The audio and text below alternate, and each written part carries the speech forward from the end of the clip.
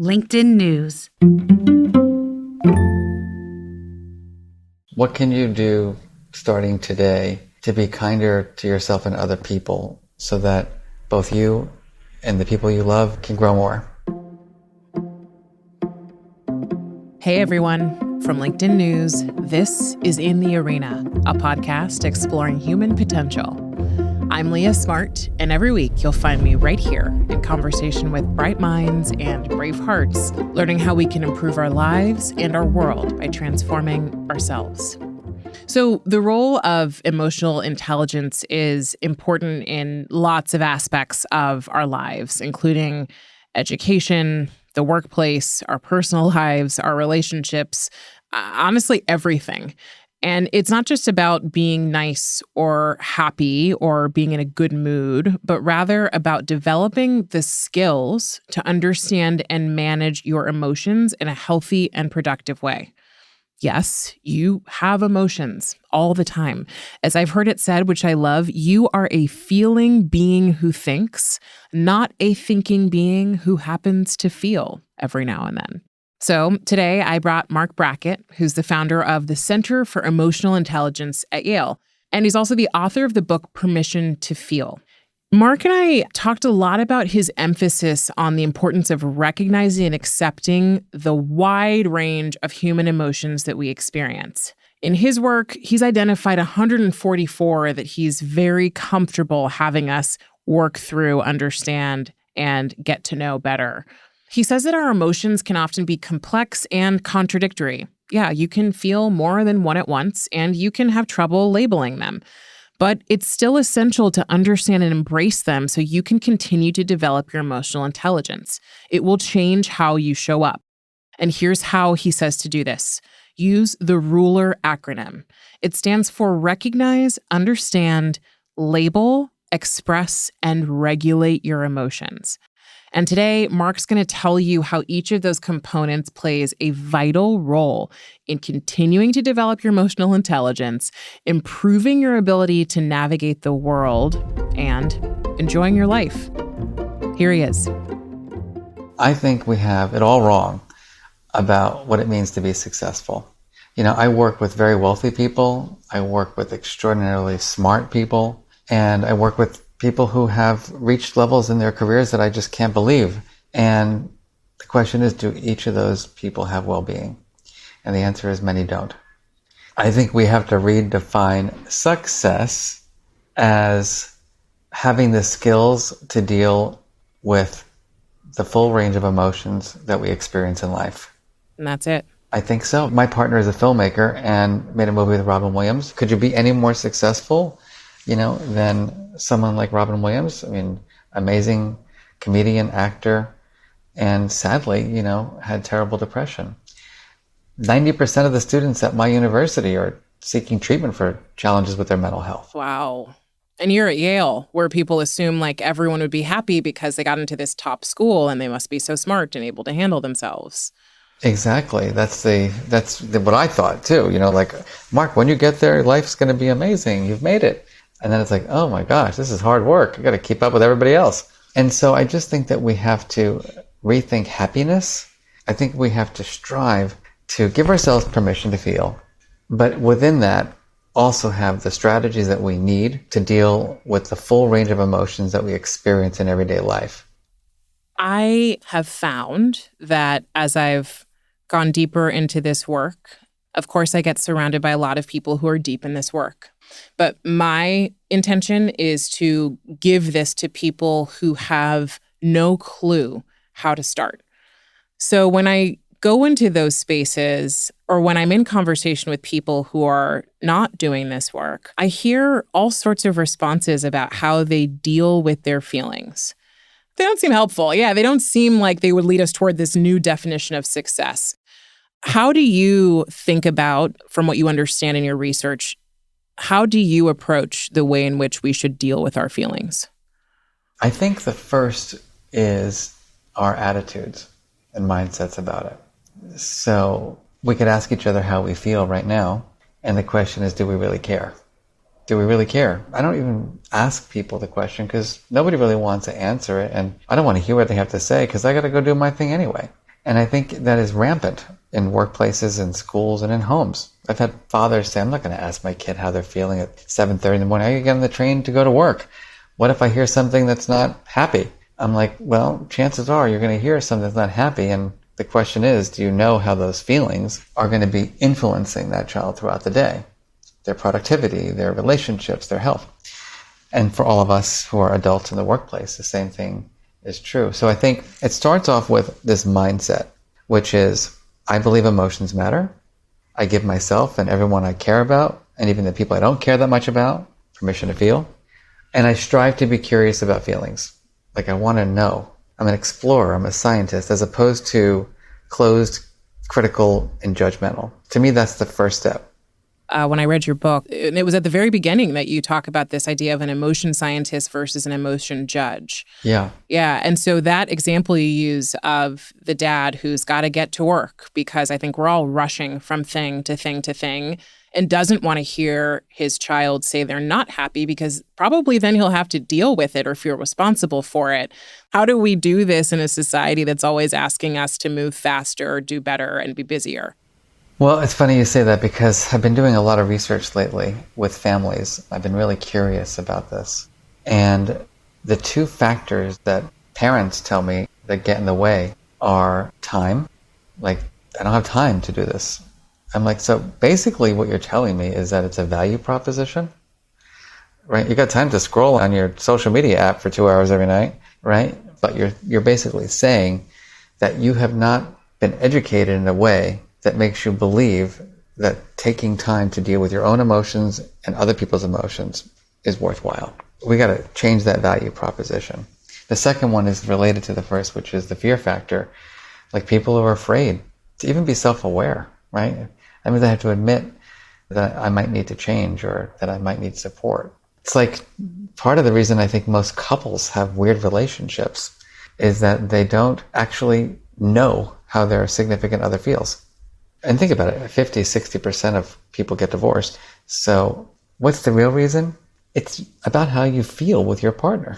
Well, maybe if you were more open and honest and authentic about your feelings, and you support each other in dealing with those feelings with more helpful ways, more helpful strategies, maybe you can have a better relationship. But then it's okay to not be perfect and have an open conversation. It doesn't make me weak just because I have strong feelings.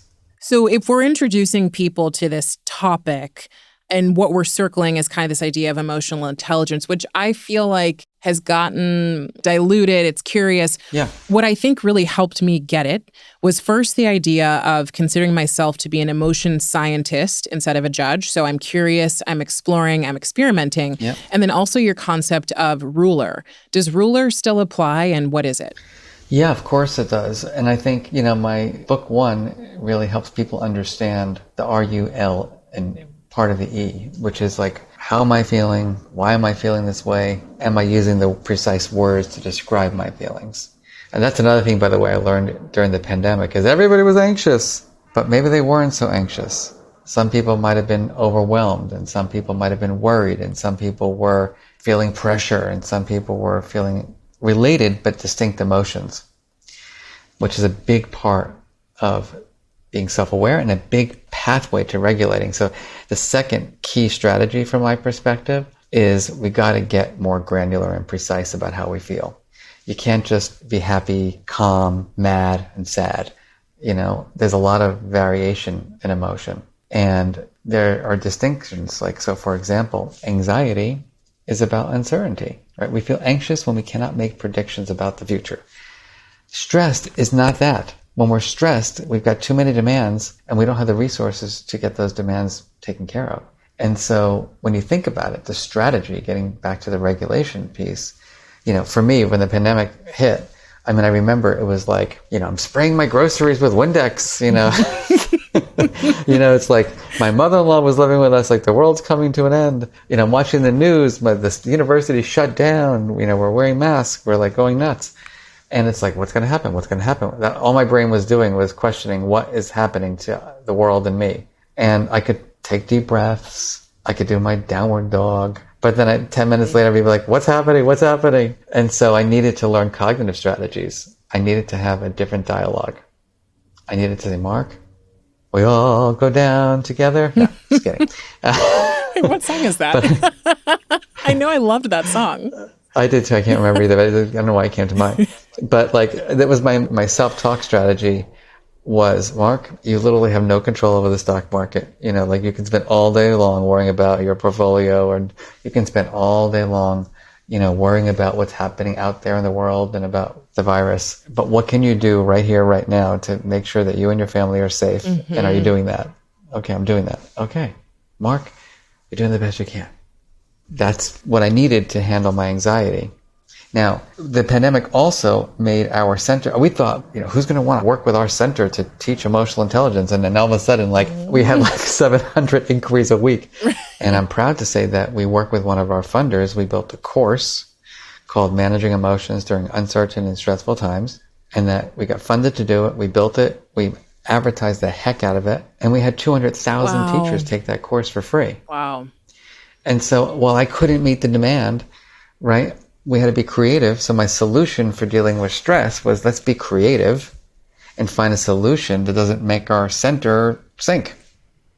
Like, the more precise we are with knowing what our feelings are and their causes, the better able we're going to be to strategize.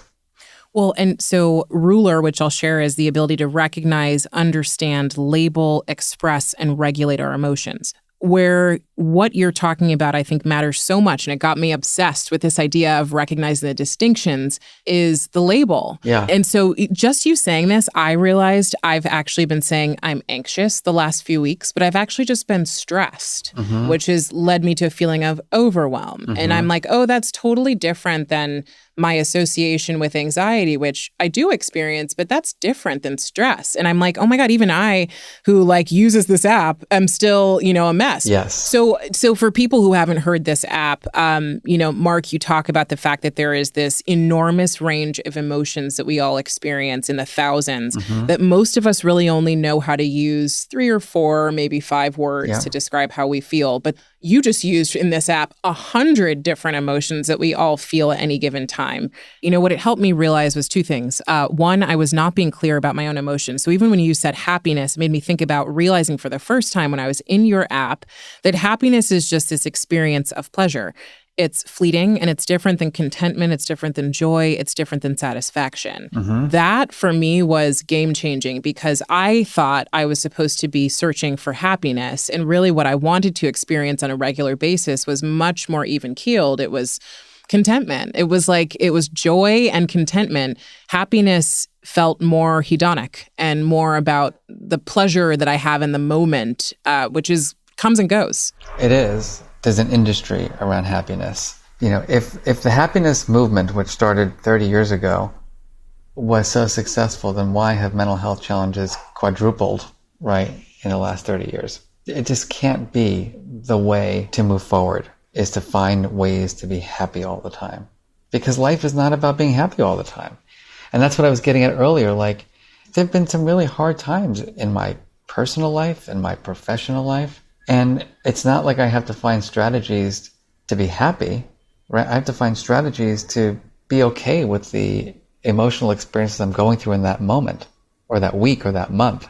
And if I were told, like, you know, gotta be happy, strive to be happy, if regulation were only about going from anxiety, stress, pressure, fear, overwhelmed, anger, depression, discouragement to happy, my goodness, it's so unreachable. And that's what the research shows, by the way. We have a large study of educators that we are studying. The educators who like believe and are striving to be happy all the time, it backfires. They feel more anxiety and more depression. Because you're like going after this thing you can't reach, or you don't reach enough, or it comes and it goes, and you're like, well, what's wrong with me, or what's wrong with the world that I can't have this thing? Yeah, you're just going to be endlessly disappointed in your well-being. Whereas if you strive for something like contentment, which is this idea of kind of feeling like you're complete, you know, you are enough. Wow, that's more interesting. I've lost a lot of people getting older, and like I have a close friend with cancer right now. It's been heartbreaking. And like, I'm just trying to figure out how to have meaningful experiences with this person, and certainly don't want to play around with that, with the happiness factor, you know? You used a word which I like, which is contentment. And I think meaning and purpose are much more interesting than happy. Happy to me feels wafy. Now that I understand more of what it is, I'm like, oh, this is kind of boring. Yes. It's great to be happy once in a while, but it's like not something to think about maintaining, full time. Okay. So what's the thing you strive to maintain? Is it contentment? It's more, I would say, a global sense of well-being. I feel what's important is that I have radical self-acceptance and other acceptance. And I'm a scientist about it. If I'm sad for 3 days in a row, I ask myself questions like, what's going on? What might you need to do differently to shift it? I think for me, what has been one of the most interesting principles about emotions that has helped me thrive, because I am, by the way, I'm not like that. I don't have the happiness gene. I've got the what's wrong gene. I worry about everything and I worry about why I worry. And my point is that, gosh, there have been some moments in the last couple of years that have been really tough. And in the moment when it's tough, it feels like a toothache that will never go away. It's that pain that's not tolerable. And I've been talking to a lot of teenagers these days, some in my own family who have been really struggling with their sad feelings and the disconnection that they've experienced from being in quarantine for so long in their high school years. And the way I like to think about it is that life is filled with rainy days and sunny days. So of course we want slightly more sunny days. If I were to do a ratio, it's like 70-30. I could deal with that. But you can't do 100% sunny days. And that's just not a reality. There's got to be rain. The flowers need to grow. And so that radical acceptance that it's a rainy day, but knowing that the sunny day is going to happen, it's very freeing because it just allows you to just be with your feelings as opposed to saying, oh my gosh, this is the worst moment. I have to get out of it. Maybe you're going to learn a lot from it. Maybe you're going to show more empathy to yourself and other people in that emotion state. Emotion regulation does not have to be getting rid of the emotion you're feeling. Emotion regulation can be being comfortable with that feeling. We're taking a quick break. When we get back, Marc tells me how we might be misusing therapy words like gaslighting, trauma, and narcissist as catchphrases, and how we can be clearer about what's really going on for us so we can get our needs met. And we're back with Marc Brackett, director of the Yale Center for Emotional Intelligence and author of Permission to Feel. I remember when I first saw your app, the mood meter is separated into 4 quadrants and they're colored. And so there's yellow, which is high energy, high pleasantness. There's green, which is lower energy, but still high pleasantness. And then there's blue, which is low energy, low pleasantness. And then there's red, which is high energy, low pleasant. As soon as I opened the app, I was like, I don't want any of that on the left side. I don't want low pleasantness or low energy or any combination or high pleasantness, I was like, how do I stay in the green and the yellow? And, it was scary actually for me mostly to look at the blue. I'm actually more okay with being like, oh, I'm a little worried, I'm anxious. Those things feel acceptable. And depression, sadness, despair, all of those things feel less acceptable. Yeah. And yet you literally put this together because your research shows that we all feel it. I mean, there's a lot of variability. Some people experience some quadrants more than other quadrants for sure. But yeah, life is full of disappointments. Gosh almighty, if the disappointments in my career have helped me grow. So life is going to be the roller coaster ride. One thing about the app that I think is powerful in the tool in itself is that it takes all the complexities, that are running around in our minds and bodies, and it helps us to have a visual to project that onto. Now, importantly, and this is the bias, and you have it too, just so you know, because you talk about the yellow and green as the good stuff, and the blue and the red as the bad stuff. And so that's part of what we have to move away from, right? And it's intentionally unpleasant and pleasant, not negative, positive. Even I can't get away from it, honestly, and I've been doing this stuff forever. But it's just about emotions are not good or bad. Emotions are not negative or positive. Emotions are experiences that can bring us pleasure or displeasure. There's a nuance there, right? Because life is going to be about experiencing displeasure. And so you can have an attitude, like I'm going to avoid, ever asking for feedback because I don't want to feel unpleasant feelings. Or you can say, life is about experiencing the full range of emotions. And guess what? It's okay for me to be a little disappointed in myself or angry with someone else or overwhelmed by this. It's information, because that's what emotions are. They're all data. And then it's, okay, well, why am I feeling that way? Going back to ruler. And then what is the precise feeling? I just can't believe how poor people's vocabularies are about emotions. Okay, well, can I ask you this? Sure. So you recently co-authored this article that really got me going. And same with the producers on this show. We were talking about this idea of like people not knowing how to label their emotions or experiences. Mm-hmm. And your article was about the overuse of therapy words. So even before we started recording, one of our producers, Ruffo, was sharing that how often she hears people use the term gaslighting or gaslit mm-hmm. or trauma or passive aggressive or manipulation.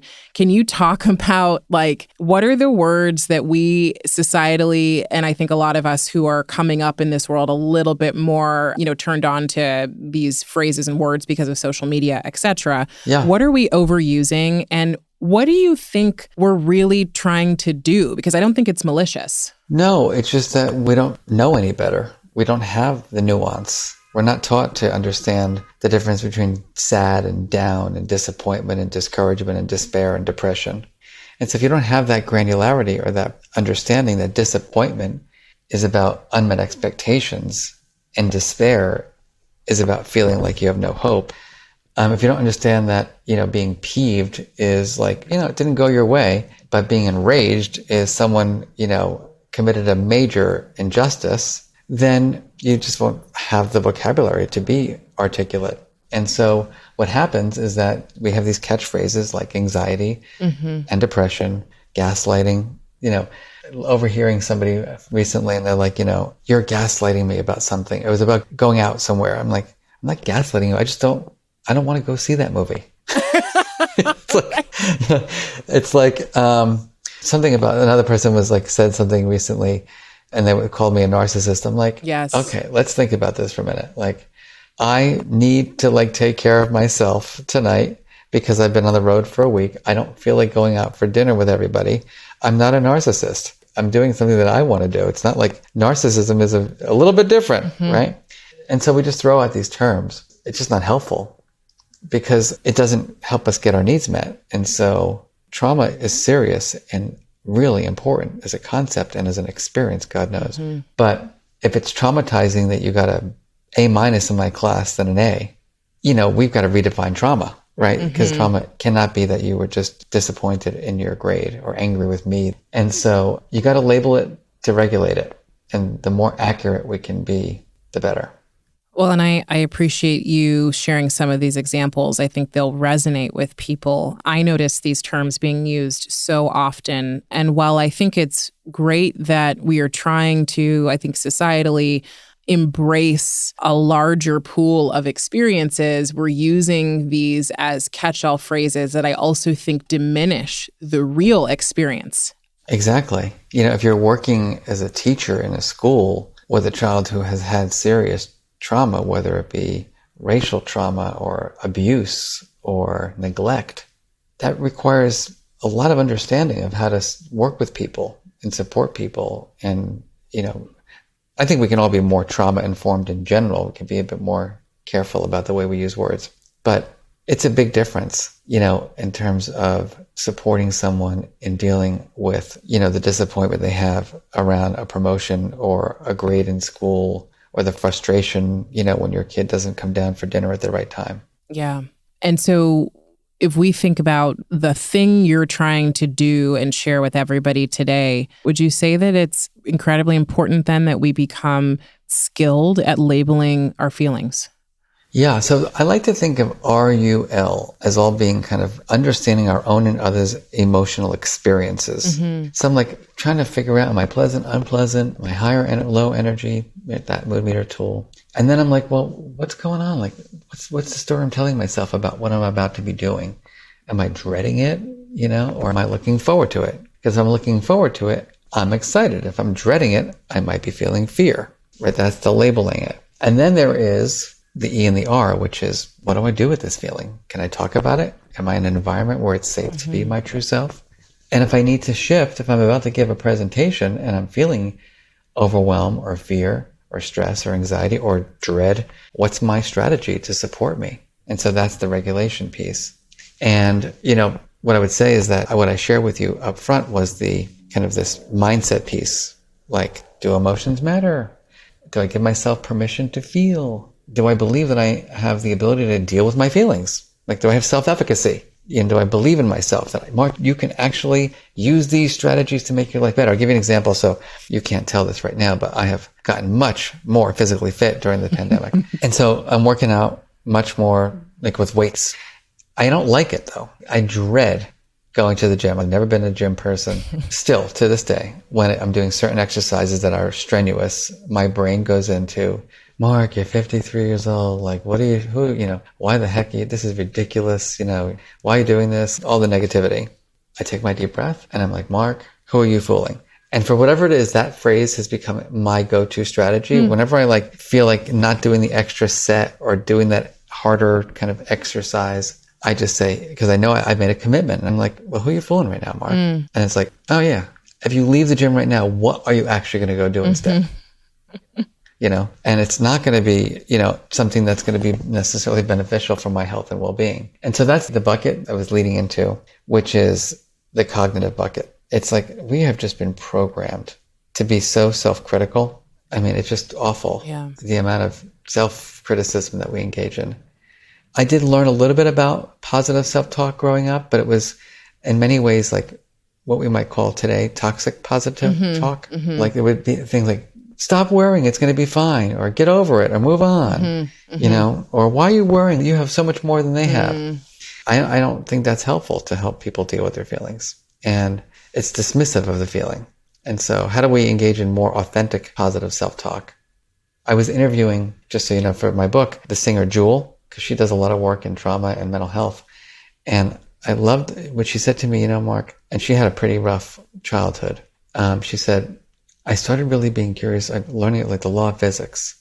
And the law of physics is that everything changes, including my feelings. And so whenever I was in that dark place, I just latched on that, well, why should I hang on to this dark, dark place when the law of physics says everything's going to change? I love that point that everything's going to change. And I think that's the perfect way to end this, which is also recognizing that the skills that we're creating are amazing skills for dealing with our present experiences. And one of the best things we can do is recognize and look back at how many times those have shifted, because that's what gives us that hope for the next sunny day and the knowing that the rainy day is going to come and there have been sunny days behind it.